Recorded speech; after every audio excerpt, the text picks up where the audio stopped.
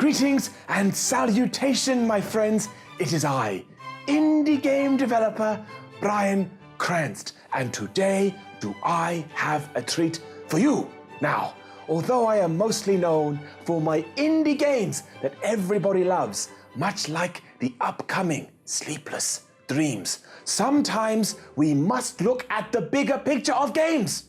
And that includes the bigger publishers that are putting out the games with the money behind them that you play and I judge. So today, I would like to welcome a friend of mine. He is a lead designer on a game, Peter Twat.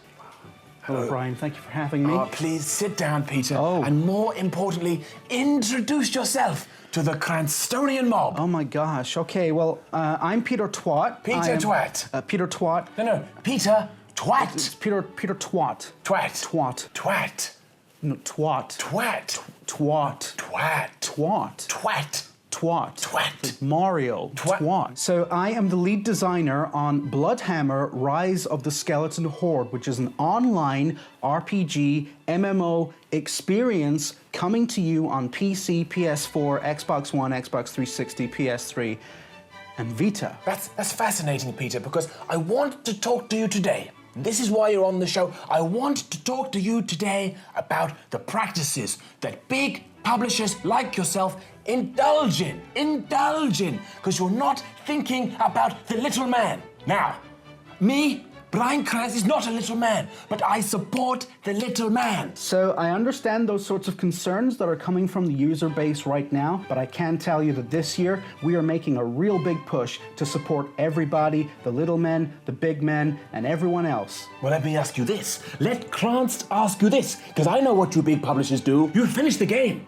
It's all done, but you will take some of it and make it day one DLC, and you are ripping off the little man who has no money. I have to tell you, Brian, that's a real misconception. We do not take content out of a game. We do plan ahead the sort of post-release content that we want to do later on down the line, but the game that people buy when it comes out on day one, that is a complete experience. We do not expect anyone to buy DLC on day one or otherwise. Then why do you make DLC? Why do you make it? Who are you trying to rip off? You won't rip off me, Brian Cranston, indie developer extraordinaire. Well, we're not trying to rip everyone off. It's all about choice. We are trying to leverage the consumer with choice by giving them the opportunity, if they wish to do so, to give us more money and receive more content. I know exactly what you're thinking, and I'm going to tell you right now that the economic realities of AAA development are so different. They are so different from what you guys have to deal with in the indie space. The indie space? Look, I'm not saying it's easy for anybody. All I'm saying is that people in the AAA space, we need to worry about thousands of people. You are one guy, Brian. If Daughter of Fate flops tomorrow, that's not going to affect anybody but you. Let me tell you something, Peter Twat. Brian Cranston doesn't make mistakes, and Brian Cranston games don't flop. Fine, Peter Twat, but let me ask you this.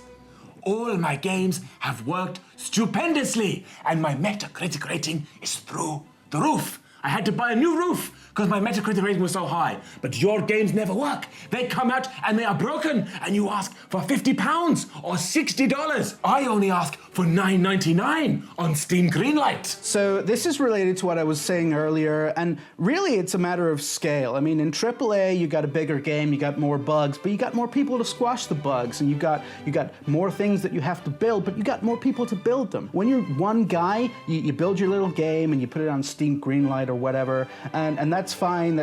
All you got to worry about there is you. Do you know what Cranston thinks?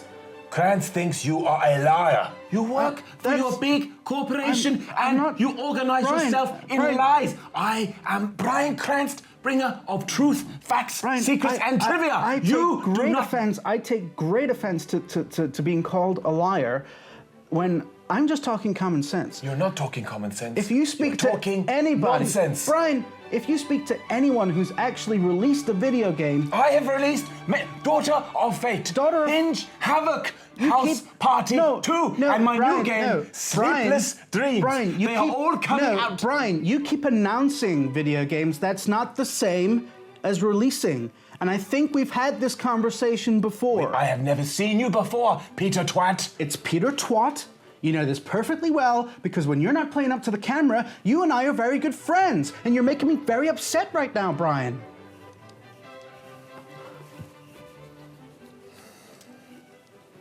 So there we have it, friends. Lead designer Peter Twat and his video game Blood Hammer.